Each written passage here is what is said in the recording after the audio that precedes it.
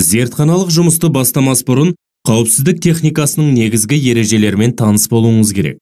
Тәжірибелер қатаң түрде нұсқауларға сай өткізілуі керек, және тәжірибеге қажет заттарды мүмкіндігінше дәл мөлшерде қолданған жөн.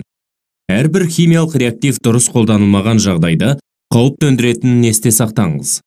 Химиялық реактивтерді тамақ өнімдерін сақтауға арналған ыдыстарда сақтауға болмайды. Тәжірибе жүргізу кезінде тамақ жеуге тыйым салынады, және жұмыстан кейін қолды жақсылап жуу керек. Қайнап жатқан сұйықтығы бар ыдыстың аузына үңілуге болмайды.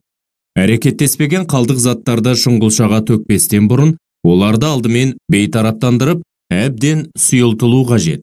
Сынауықтың аузы өзіңізге немесе айналадағы адамдарға қарай қаратылмауы тиіс. Тәжірибені бастамас бұрын, тәжірибені орындау үшін қажет құралдармен толықтай танысып алған абзал.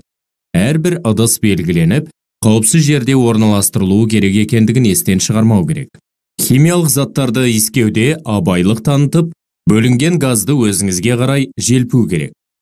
Әрқашан таза зертханалық ыдыстарды қолданыңыз, және оларды тәжірибеден соң бірден жуыңыз.